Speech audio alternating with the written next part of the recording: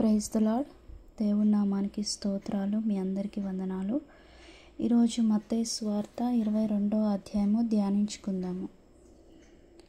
యేసు వారికి ఉత్తరం ఇచ్చుచు తిరిగి ఉపమాన రీతిగా ఇట్లనెను. పరలోక రాజ్యము తన కుమారునికి పెండ్లి విందు చేసిన ఒక రాజును పోలి ఉన్నది. ఆ పెండ్లి విందుకు పిలువబడిన వారిని రప్పించుటకును అతడు తన దాసులను పంపినప్పుడు వారు రానల్లకపోయిరి. కాగా అతడు, ఇదిగో నా విందు సిద్ధపరిచి ఉన్నాను, ఎద్దులను కొవ్విన పశువులను వధింపబడినవి, అంతయు సిద్ధముగా ఉన్నది, పెండ్లి విందుకు రండని పిలువబడిన వారితో చెప్పుడని వేరే దాసులను పంపెను. కానీ వారు లక్ష్యము చేయక ఒకడు తన పొలమునకు మరి ఒకడు తన వర్తమునకును వెళ్ళిరి. తక్కిన వారు తన దాసులను పట్టుకొని అవమానపరిచి చంపిరి. కాబట్టి రాజు కోపపడి తన దండ్లను విప్పి ఆ నరహంతకులను సంహరించి వారి పట్టణములను తగలబెట్టించెను. అప్పుడు అతడు, పెండ్లి విందు సిద్ధముగా ఉన్నది, కానీ పిలువబడిన వారు పాత్రులు కారు. కనుక రాజమార్గమునకు పోయి మీరు కనబడు వారందరినీ పెండ్లి విందుకు పిలువడని తన దాసులతో చెప్పెను. ఆ దాసులు రాజమార్గమునకు పోయి చెడ్డవారినేమి మంచివారినేమి తమకు కనబడిన వారినందరినీ పోగు చేసిరి. గనుక విందుకు వచ్చి వారితో ఆ పెండ్లిశాల నిండెను. దేవుని వాక్యము. దేవుడు యేసయ్య ఉపమాన రీతిగా ఇలా మాట్లాడుచున్నాడు. పరలోక రాజ్యం అంటే ఒక పెండ్లి విందును పోలి ఉన్నదని దేవుడు మాట్లాడుచున్నాడు. కాబట్టి అక్కడ విందు అనేది సిద్ధపరిచాడంట. కొవ్విన పశువులు వధింపబడినవి అని పెండ్లి విందుకి అందరినీ తీసుకొని రమ్మని చెప్పారంట. కాబట్టి కొంతమంది అంట పనులు ఉన్నాయని, పొలాలకి వ్యాపారాలు ఉన్నాయని వెళ్ళిపోయారంట. పిలుస్తున్న రాకుండా వెళ్ళిపోయారంట. తక్కిన వారు తన దాసులు పట్టుకొని అవమానించారంట. కాబట్టి ఇక్కడ దేవుడి వాక్యం ఏం చెప్తుందంటే, పెండ్లి విందు అంటే పరలోక రాజ్యంలో పెండ్లి విందు అని దేవుని వాక్యం చెప్తుంది. కాబట్టి అతని దాసులను అవమానపరిచి చంపిరి అని దేవుడు మాట్లాడుచున్నాడు. దేవుడు ఏర్పరచుకున్న దాసులు ఉంటారు కదా, అంటే దైవజనులు. ఇలాగా ప్రతి ఒక్కరికి దైవజనులందరూ ఇలాగా దేవుని గురించి చెప్తుంటారు.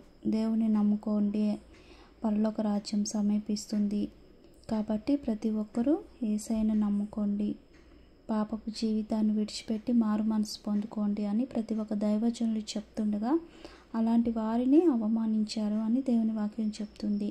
అలాగా చెప్తున్నా కానీ వాళ్ళు లక్ష్యం పెట్టక దైవజనుల మాటలకి కొంతమంది లక్ష్యం చేయరు, అంటే పట్టించుకోరు. ఎందుకంటే వాళ్ళ సొంత పనులు, వాళ్ళ వ్యాపారాలు వాళ్ళకి సరిపోతాయి. అది కాక మతాలని, కులాలని ఇచ్చేస్తున్నారు, వాళ్ళ మతంలోకి రమ్మంటున్నారు అని ఇలాంటి వివిధ రకాల ఆలోచనలు కలిగి ఉంటారు లోకానుసారులు. కాబట్టి దైవజనులు చెప్పిన మాటలు ప్రస్తుతం ఇప్పుడు జరుగుచున్నాయి కూడా అవే, అవమానపరిచి చంపుతారు. కాబట్టి రాజు కోపపడి తన దండ్లను విప్పాడంట. మరి ఆయన బిడ్డల జోలికి వస్తే దేవుడు ఒప్పుకోడు కదండి. ఆయనకి చాలా కోపం మన యేసయ్యకి. కాబట్టి దండ్లను విప్పి ఆ నరహంతకులను సంహరించాడంట. నరహంతకులు కాబట్టి అటువంటి వారిని సంహరించారు. వారి పట్టణాలనే మొత్తం తగలబెట్టాడంట. కాబట్టి ఆయన జోలికి వచ్చిన ఎవరిని దేవుడు విడిచిపెట్టడు. ఆయన బిడ్డల జోలికి వచ్చిన, ఆయన గ్రంథాలని, ఆయన వాక్యాలని దూషించిన, వెక్కిరించినట్టు మాట్లాడుచున్న అటువంటి వారిని ఎవరిని దేవుడు కనికరించడు అని దేవుని వాక్యం చెప్తుంది ఇక్కడ. కాబట్టి ఆ పట్టణాన్నే తగలబెట్టించాడంట. అప్పుడు అతడు పెండ్లి విందు సిద్ధంగా ఉన్నది కానీ పిలువబడిన వారు పాత్రులు కారు. కాబట్టి ఆయన విందు సిద్ధంగా ఉంది కాబట్టి ఆయన రాజ్యానికి పిలువబడ్డవారు పాత్రులు కారు అని దేవుడి వాక్యం చెప్తుంది. కాబట్టి గనుక రాజమార్గము పోయి మీకు కనబడిన వారందరినీ పిలుచుకొని రమ్మన్నారంట. కానీ దాసులంటే రాజమార్గం పోయి మంచివాళ్ళేమి చెడ్డవాళ్ళేమి ప్రతి ఒక్కరిని పెళ్లి విందుకు పిలిచారంట. అక్కడ పెళ్లిశాల నిండిపోయిందంట. రాజు కూర్చున్న వారిలో చూడగా లోపలికి వచ్చిన అక్కడ పెళ్లి వస్త్రములు ధరించుకొనని ఒకరిని చూచి, స్నేహితుడా, పెళ్లి వస్త్రము లేక ఇక్కడికి ఎలాగో వచ్చితివని అడగగా వాడు మౌని అయి ఉన్నాడంట. చూసారండి, ఎంత ఈ లోకంలో ఉన్నప్పుడు ఎంత బ్రతిమాలుచున్నా దేవుని నమ్ముకోండి అని ఎంత కాళ్ళు పట్టుకొని దైవజనులు వాక్యానుసారంగా ఎంతగా వేడుకుంటున్నా విననొల్లని ప్రజలు ఆయన మాటకి వినకుండా, ఆయన మాటకి లోబడకుండా ఇష్టానుసారంగా ఇష్టం వచ్చిన జీవితాన్ని జీవించే వారికి ఆయన రాజ్యంలో చోటు లేదు. కాబట్టి ఎప్పుడైతే మారు మనసు పొందుకొని రక్షింపబడి ఆత్మలో ఆనందించి కృపావరాలు పొందుకుంటావో అప్పుడు ఆయన నీకు ఒక వస్త్రం అనేది ఇస్తాడు, పరిశుద్ధ వస్త్రము. దాన్ని ఇక్కడ పెండ్లి వస్త్రము ధరించుకొనని పెండ్లి వస్త్రము అని మెన్షన్ చేస్తాడు. కాబట్టి ఒక వ్యక్తి పెండ్లి వస్త్రం లేక వచ్చాడంట విందుకి. విందంటే పరలోక రాజ్యంలో విందుకు వచ్చాడంట. అంటే ఇది ఒక ఉపమానం అండి, నిజంగా అని కాదు. ఇక్కడ తిరిగి ఉపమాన రీతిగా వాళ్ళకి అర్థం అవ్వాలని దేవుడు ఇలా చెప్తున్నాడు. అలా పరలోక రాజ్యానికి పెండ్లి వస్త్రం లేకుండా వస్తే దేవుడు అడుగుతున్నాడు, నువ్వు ఇక్కడికి ఎలా వచ్చావు పరలోక రాజ్యానికి పెండ్లి వస్త్రం లేకుండా అంటే ఆయన మౌనంగా ఉన్నాడంట. కాబట్టి అంతటా రాజు వీని కాళ్ళు చేతులు కట్టి వెలుపటి చీకటిలో త్రోసివేయండి అంటున్నాడు. ఎంత ఖచ్చితంగా మాట్లాడుతున్నాడు. ఆయన మనకి ఆయుష్కాలం ఇచ్చినంత వరకే మనల్ని బ్రతిమాల్చాడు, మనం ఎడల ప్రేమ కలిగి ఉంటాడు. మనం ఈ ఆయుష్కాలం ఉన్నంత వరకే మన ఆటలు, వన్స్ మన శరీరాన్ని విడిచి ఆత్మ వెళ్ళిపోతే కనికరం ఉండదు. దేవుడు మన పట్ల ఇప్పుడు చూపించే కనికరం చూపించడు. ఆయన చాలా కఠినంగా ఉంటాడు. ఎందుకంటే నేను నీకు ఆయుష్కాలాన్ని ఇచ్చాను, నీవేం చేశావు? నీ జీవితాన్ని నువ్వు మార్చుకోలేదు, నువ్వు త్రాగుతూ ఉన్నావు, లోకానుసారంగా ఉండు, వ్యర్థకరమైన పనులు చేస్తున్నావు, వ్యభిచారం, దొంగతనం, నరహత్యలు చేశావు, ఇంకా మారు మనసు లేక ఉన్నావు. ఇన్ని వాక్యాలు వింటున్నా మారు మనసు లేని జీవితంగా ఉంది అని నేను ఇచ్చిన ఈ ఆయుష్కాలము నువ్వు ఒక్కటి కూడా మంచి పని చేయలేదు అని దేవుడు మన పట్ల కనికరం లేకుండా ఉంటాడు. కాబట్టి నువ్వు బ్రతికి ఉన్న దినాల్లోనే నిన్ను నువ్వు సరిచేసుకోమని దేవుడు ఇంకా ప్రేమిస్తూ నీ ఎడల కనికరం చూపిస్తూ వాక్యాల ద్వారా మాట్లాడుచున్నాడు. కాబట్టి ఆ వస్త్రం లేదంట, పెండ్లి వస్త్రం లేదంట. అతడు అడగగా అతడు మౌని అయి ఉన్నాడంట. అంతటా చూసారా, వెలుపటి చీకటిలో త్రోసివేయండి అని దేవుడి వాక్యం చెప్తుంది. అక్కడ ఏడుపును పండ్లు కొరుకుటయు ఉండును అని పరిచారకులతో చెప్పాను. కాగా పిలువబడిన వారు అనేకులు, ఏర్పరిచిన వారు కొందరే అని చెప్పాను. కాబట్టి పిలువబడ్డ వాళ్ళు ఆయన వాక్యం విని ఆయన గైకొని ఆయన నమ్ముకున్నారు. కానీ వారి చివరి శ్వాస వరకు, ఆయన తుది శ్వాస వరకు వాళ్ళు ఆయన ఎదుట నమ్మకంగా లేరు. మొదట ఉన్న భక్తి చివరి దాకా లేదు, మొదట ఉన్న విశ్వాసం చివరిదాకా లేదు, త్రొట్రిల్లిపోయే అనుభవాల్లో ఉన్నారు. కాబట్టి చాలామంది మారు మనసు పొందుకుంటారు, బాప్తిసం తీసుకుంటారు, కానీ ఆ మెట్లో నిలబడరు, కృపావరాలు పొందుకోరు. కాబట్టి నీకు నాకు దేవుడు సమయం ఇస్తున్నాడు. మనము మారుమనసు పొందుకొని కృపావరాలు అన్నీ సంపాదించుకొని ఆయన ఇచ్చిన ఈ ఆయుష్కాలము ఆయన కొరకు సిద్ధపడాలని దేవుడు మాట్లాడుచున్నాడు. పిలువబడేవారు అనేకులు మారు మనసు పొందుకుంటారు, రక్షింపబడతారు. కానీ ఆయన పట్ల విశ్వాసము కలిగి ఉండరు. దేవుడి వాక్యం ఏం చెప్తుందంటే, వేడిగా అయినా ఉండు, చల్లగా అయినా ఉండు, నిలువెచ్చని స్థితి నీలో ఉండకూడదు అంటున్నాడు. కాబట్టి పిలువబడిన వారు అనేకులు, ఏర్పరచబడిన వారు కొందరే, వాళ్ళల్లో ఏర్పరచబడిన వాళ్ళు కొంతమంది అని దేవుడి వాక్యం చెప్తుంది. అప్పుడు పరిసయ్యులు వెళ్ళి మాటలలో ఆయనను చిక్కుపరచవలెనని ఆలోచన చేయుచు, బోధకుడా, నీవు సత్యవంతుడివై ఉండి దేవుని మార్గమును సత్యంగా బోధించుచున్నావనియు, నీవు ఎవరిని లక్ష్య పెట్టవనియు, మొహమాటం లేనివాడనియు ఎరుగుదము అని పరిసయ్యులు దేవుడితో మాట్లాడుచున్నాడు. కాబట్టి ఆయన కంట మొహమాటం అనేది ఉండదంట. కాబట్టి నీకేమి తోచుచున్నది? కైసరు పన్నిచ్చుట న్యాయమా కాదా? మాతో చెప్పుమని అడుగుటకు హేరోదీయులతో కూడా తమ శిష్యులను ఆయన యొద్దకు పంపిరి. యేసు వారి చెడుతను మెరిగి, వేషధారులారా, నన్నెందుకు శోధించుచున్నారు? పన్ను రూకై ఒకటి నాకు చూపుడని వారితో చెప్పగా, వారాయన యొద్దకు ఒక దేనారము తెచ్చారంట. ఎవరు? పరిసయ్యులు. ఒక దేనారం తెస్తే ఆ దేనారం అంటే ₹1 అనుకోండి. ఆ దేనారం మీద ఎవరి బొమ్మ ఉంది అని అడిగితే కైసరు బొమ్మ ఉంది అంటారంట వాళ్ళు. కాబట్టి అవి కైసరుకు చెందును అని దేవుడు మాట్లాడుతున్నాడు. అందుకు ఆయన, అలాగైతే కైసరువి కైసరునకు, దేవునివి దేవునికి చెల్లించుడని వారితో చెప్పాడంట. కాబట్టి వారి మాట విని ఆశ్చర్యపడి ఆయన విడిచి వెళ్ళిపోయారంట. కాబట్టి పునరుత్థానం లేదని చెప్పడి సద్దూకయ్యులు ఆ దినమున ఆయన యొద్దకు వచ్చి, బోధకుడా, ఒకడు పిల్లలు లేక చనిపోయిన ఎడల అతని సహోదరుడు అతని భార్యను పెళ్లి చేసుకొనిన తన సహోదరునికి సంతానము కలుగజేయవలెనని మోషే చెప్పెను. మాలో 7 సహోదరులుండిరి. మొదటివాడు పెళ్లి చేసుకొని చనిపోయెను. అతనికి సంతానం లేనందున అతని సహోదరులు అతని భార్యను తీసుకొనెను. 2వ వాడు, 3వ వాడు, 7వ వాని వరకు అందరూ అలాగే జరిగించి చనిపోయిరి. అందరి వెనుక ఆ స్త్రీయు చనిపోయెను అని దేవుని వాక్యం చెప్తుంది.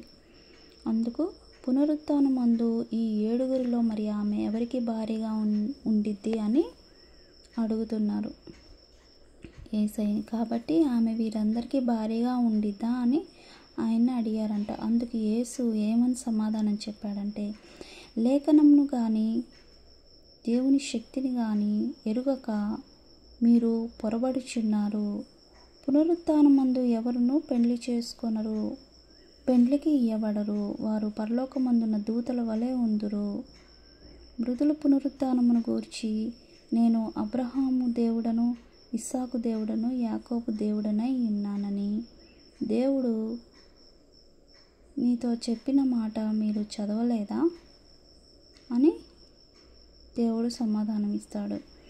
ఆయన సజీవులకే దేవుడు కానీ మృతులకు దేవుడు కాడని వారితో చెప్పెను. జనులను విని ఆయన బోధకు ఆశ్చర్యపడిరి. ఆయన సద్దూకయ్యుల నోరు మోయించెనని పరిసయ్యులు విని కూడి వచ్చిరి. వారిలో ఒక ధర్మశాస్త్రోపదేశకుడు ఆయన శోధించుచు, బోధకుడా, ధర్మశాస్త్రంలో ముఖ్యమైన ఆజ్ఞ ఏదని అడిగాడంట. అందుకు ఆయన, నీ పూర్ణ హృదయముతో, నీ పూర్ణ ఆత్మతోనూ, నీ పూర్ణ మనసుతోనూ నీ దేవుడైన ప్రభువును ప్రేమింపవలెనదియే ఇది ముఖ్యమైనదియు మొదటినైన ఆజ్ఞ. నిన్ను వలె నీ పొరుగు వారిని ప్రేమింపవలెను. 2వ ఆజ్ఞ దాని వంటిదే. ఈ 2 ఆజ్ఞలు ధర్మశాస్త్రం అంతటికి ప్రవక్తలకు ఆధారమై ఉన్నదని అతనితో చెప్పాడంట. కాబట్టి దేవుని వాక్యం చెప్తుంది ఇక్కడ, ఆయన ఎవరంటే ధర్మశాస్త్రోపదేశకుడు అడిగాడంట. దేవుణ్ణి శోధించాలి అని శోధించుచు ఆయన మాట ఇలా ఉందంట. ముఖ్యమైన ఆజ్ఞ ఏది అని అడిగితే దేవుణ్ణి నా పూర్ణ హృదయంతో, పూర్ణాత్మతో, పూర్ణ మనసుతో ఆయన్ని ప్రేమించాలి అని దేవుడి వాక్యం చెప్తుంది. కాబట్టి సగం సగం భక్తి చేయకూడదని దేవుడి వాక్యం చెప్తుంది. పూర్ణ హృదయము, పూర్ణ అంటే సంపూర్ణంగా, అంటే మన మనస్సు నిండా దేవుణ్ణి ఆరాధించాలి. అలానే మన పిల్లల్ని, మన భర్తని, మన కుటుంబాన్ని ప్రేమించకూడదని దేవుని వాక్యం చెప్పట్లేదు. మొదటగా స్థానం ఆయనకి ఇవ్వాలి. మొదటి జామున లేచి ఆయనతో మాట్లాడాలి. ప్రతిరోజు ఆయన్ని ప్రార్థించాలి. కాబట్టి పూర్ణ మనసుతో, పూర్ణ ఆత్మతో ఆయన్ని ప్రేమించాలి అని దేవుని వాక్యం చెప్తుంది. అది మొదటి ఆజ్ఞ. అలాగే నిన్ను వలె నీ పొరుగు వారిని ప్రేమించాలి అని దేవుడు చెప్తున్నాడు. మన దేవుణ్ణి ప్రేమించేది మొదటి ఆజ్ఞ అయితే, మన పొరుగు వారిని కూడా ప్రేమించాలి అని రెండవ ఆజ్ఞ చెప్తున్నాడు. కాబట్టి మన పొరుగు వారికి మన ప్రేమను చూపించాలి. మనకెన్ని వాళ్ళు కీడు చేసినప్పటికీ, మనల్ని ఎంత ద్వేషిస్తున్నప్పటికీ, మనల్ని ఎలా ఉన్నప్పటికీ వాళ్ళ హృదయాల్లో, మన మనసు మాత్రం వారి పట్ల ప్రేమ కలిగి ఉండాలి. వారు ద్వేషం చూపిస్తున్నారని మనం ద్వేషం చూపించకూడదు. కాబట్టి మన పొరుగువారు ఎవరైనా సరే, విగ్రహారాధికులైనా ఎవరైనా సరే దేవుడు ప్రేమించమంటున్నాడు. కాబట్టి ప్రతి ఒక్కరిని ప్రేమించాలి, కానీ వాళ్ళ క్రియలలో మనము పాలు పొందకూడదు. కాబట్టి జ్ఞానము, వివేచన కలిగి నడుచుకోవాలి. అలాగే ఈ రెండు ఆజ్ఞలు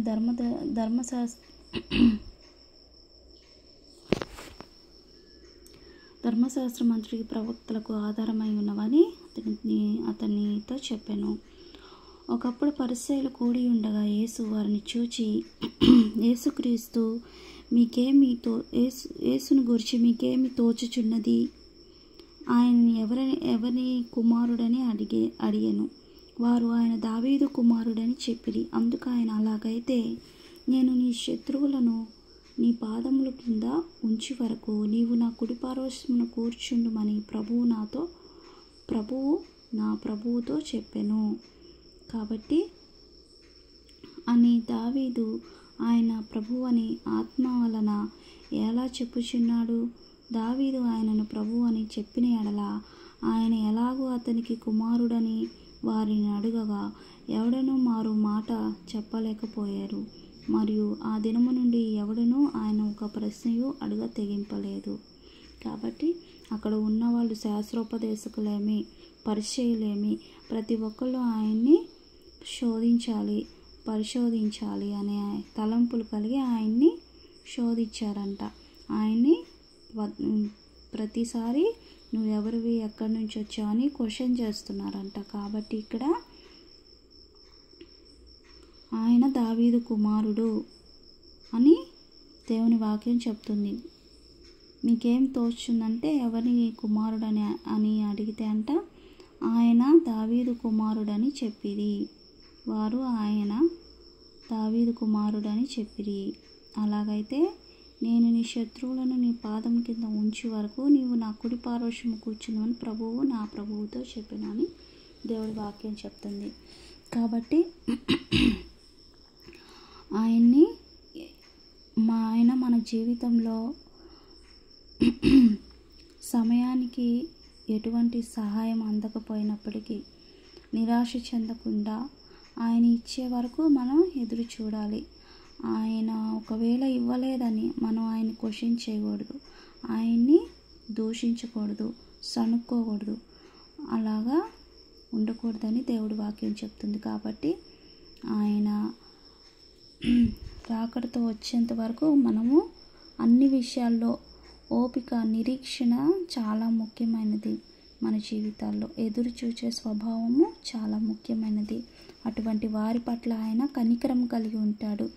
మనం ఆయన నిమిత్తము ఆయన సహాయం కోసం ఎదురు చూస్తూ ఉంటే ఆయనంట మన పట్ల కనికరం కలిగి ఉంటాడంట. కాబట్టి మనము ఆయన రాజ్యానికి వారసులం అవ్వాలంటే మనకి ఒక పరిశుద్ధమైన వస్త్రము అవసరము. అది పెండ్లి వస్త్రం అని దేవుడు మాట్లాడుచున్నాడు వాక్యాల ద్వారా. కాబట్టి మనం ఆయన సంపాదించుకోవాలంటే ఆయన చెప్పిన ఒక క్రమం అనేది ఉంది. ఆ క్రమము ప్రకారం మనం జీవించాలి. మన ఆత్మీయ జీవితము కట్టబడాలంటే మనకి కృపావరాలు కావాలి. ఆ కృపావరాలు మనం పొందుకుంటే ఆయన మనకి ఒక పరిశుద్ధమైన వస్త్రాన్ని ఇస్తాడు. మనము ఆయనలో ముద్రించబడతాము. ఆ పరిశుద్ధ వస్త్రం ఉంటేనే మనము పరలోక రాజ్యానికి అర్హులం అవుతాము. లేకపోతే ఆయనకంట మొహమాటం కూడా లేదంట. ఇదిగోండి, మొహమాటం లేనివాడని ఎరుగుదుము అని పరిసయ్యులు అంటున్నారు యేసయ్యని. కాబట్టి ఆయన మొహమాట పడడు. వన్స్ మనము చనిపోయినాక మనం ఎక్కడికి వెళ్ళాలో తీర్పు దినాన మన క్రియలను బట్టి ఆయన మన పట్ల మొహమాటం లేనివాడై ఉంటాడు. ఎందుకంటే ఆయన మనకు ఒక ఆయుష్కాలం అనేది ఇచ్చి ఉన్నాడు. ఆ ఆయుష్కాలము మన ఇష్టానుసారంగా జీవించి మన ఇష్టానుసారంగా ఉన్నాము. కాబట్టి ఆయన మాటల్ని లెక్క చేయని వలె ఉన్నాము. ఆయన మనకు ఎన్నోసార్లు వాక్యాల ద్వారా మాట్లాడుచున్నాడు, ఎన్నోసార్లు ఉపమానాల రీతిగా మాట్లాడుచున్నాడు, ఎన్నోసార్లు దైవజనుల ద్వారా మాట్లాడుతూ ఉంటాడు. ప్రతి ఒక్కరితో ఆయన మాట్లాడతాడు ఆయన వాక్యాల ద్వారా.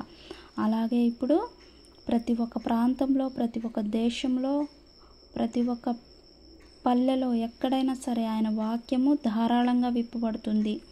ఎందుకు? ప్రతి ఒక్క మనిషి, ప్రతి ఒక్క మానవుడు ఆయన తట్టు తిరగబడాలని, ఆయన తట్టు తిరగాలని. కాబట్టి ప్రతి చోట ఆయన వాక్యం వినపడుతుంది. కాబట్టి వాక్యానికి అప్పగించుకొని మన మనసుకు తెలుసు కదండి ఆయన వాక్యం ఏంటో. ఆయన వాక్యం ఆ దైవజనుల ద్వారా మనము వాక్యం వింటుండగా ఒక వాక్యం అన్న మన మనసుకు తగిలిద్ది. కాబట్టి ఆ మనసుకు తగిలినప్పుడు అది మన మనస్సును మార్చిద్ది. అయ్యో, నేను ఇలా చేస్తున్నాను, పాస్టర్ గారు ఇలా చెప్తున్నారు కదా, నేను ఇలా అబద్ధాలు ఆడుతున్నాను, నేను ఇలా దొంగతనం చేస్తున్నాను, దేవుని వాక్యం ఇలా చేయకూడదు అని చెప్తుంది. నువ్వు విని లోబడితే నీకు ఆయన రాజ్యం ఉంటుంది. విన్నట్టు వదిలేసావా, ఒకానొక రోజు ఆయన తీర్పు తీర్చబడుద్ది. కాబట్టి ఆయన రాకడ కొరకు అన్ని కృపావరాలు కలిగి ఉండి పెండ్లి కుమార్తె వలె సిద్ధపాటు కలిగిన జీవితం కలిగి ఉండాలని దేవుని నామంలో అందరికీ చెప్తున్నాను. ఈరోజు మత్తయి సువార్త 22వ అధ్యాయము ముగిస్తున్నాను. చిన్న ప్రార్థన చేసుకున్నాం. పరిశుద్ధుడా, ప్రేమ కలిగిన దేవా, నీ బంగారు పాదాలకి స్తోత్రములు చెల్లిస్తున్నాను తండ్రి. ఈ సమయమున నిన్ను స్తుతించుకునే కృపనిచ్చినందుకు స్తోత్రములు దేవా. తండ్రి, ఈరోజు మత్తయి సువార్త 22వ అధ్యాయంలో నీ వాక్యాల ద్వారా మాట్లాడుచున్నావు తండ్రి. దేవా, నీకు స్తోత్రములు తండ్రి. దయచేసి నాయన, నీ పరలోక రాజ్యంలో విందులో మేము పాల్గొనాలంటే పెండ్లి వస్త్రము కావాలని నీవు మాట్లాడుచున్నావు. దయచేసి నీ పెండ్లి వస్త్రములు మేము పొందుకోవాలంటే ఎటువంటి జీవితాన్ని మేము ఈ లోకంలో జీవించాలో మాకు నేర్పించండి తండ్రి. దేవా, దయచేసి నాయన, పిలువబడేవారు అనేకులని వాక్యం మాట్లాడుతుంది. కాబట్టి నాయన, నీవు పిలిచినప్పుడు నీ పిలుపుకు లోబడి నాయన, మా అంతం వరకు, మా తుది శ్వాస వరకు నీ ఎదుట నమ్మకంగా ఉండి నాయన, నీ ఎదుట నా తండ్రి ఒక విశ్వాసమైన జీవితాన్ని జీవించి నాయన, పరిపూర్ణమైన మనసు, పరిపూర్ణమైన ప్రేమను కలిగి ఉండటం కృప దయచేయమని ప్రార్థిస్తున్నాను. దయచేసి మీ రాజ్యంతో వచ్చినప్పుడు మమ్మల్ని జ్ఞాపకం చేసుకోండి అయ్యా. నీకు ఇష్టకరమైన జీవితాన్ని జీవించుటకు కృప దయచేయండి తండ్రి. దావీదు కుమారుడా, నీకు స్తోత్రములు అయ్యా. యేసయ్యా, దయచేసి తెలుసో తెలియక చేసిన తప్పులను, పాపములను క్షమించండి. దయచేసి నాయన అయ్యా, పెండ్లి వస్త్రము, పరిశుద్ధమైన వస్త్రమును నాయన మాకు ధరింపు దయచేయమని ప్రార్థిస్తున్నాం తండ్రి. నీ కృపావరాలు పొందుకొని నీలో ఫలించే అనుభవంలో మేము ఉండాలి. ఎందుకంటే దుష్టుడు నా తండ్రి ఎవరిని మృంగుదుమా అని తిరుగులాడుచుండగా తండ్రి, నీలో సిద్ధపాటు కలిగి బలమైన ఆత్మీయ జీవితం కలిగి మేము ఉండుటకు కృప దయచేయండి. మా బంధువులు, మా కుటుంబీకులను, మా రక్త సంబంధికులను ప్రతి ఒక్కరిని జ్ఞాపకం చేసుకోండి. ప్రతి ఒక్కరూ నాయన నీ రాజ్యానికే కట్టబడాలి. నీవు ఇచ్చిన ఈ ఆయుష్కాలం నాయన మేము నీ సన్నిధికి నాయన నీ రాజ్యానికి మేము కట్టబడాలి తండ్రి. అయా, లోకానుసారంగా ఉంటూ సమయమును వృధా చేసుకొనక నా తండ్రి, సిద్ధపాటు కలిగిన జీవితాన్ని దయచేయమని ప్రార్థిస్తూ ఈ సాయంకాలం వేళ నా తండ్రి నాతో పాటు ఏకీభవిస్తున్న ప్రతి ఒక్కరిని జ్ఞాపకం చేసుకొని ప్రతి ఒక్కరి జీవితాల్లో మీరుండి ప్రతి ఒక్కరిని నాయన సిద్ధపరచమని నీ రాకడికి కట్టమని వేడుకుంటూ నజరేయుడైన యేసు నామములో ప్రార్థిస్తున్నాను తండ్రి. ఆమేన్. అందరికీ వందనాలు.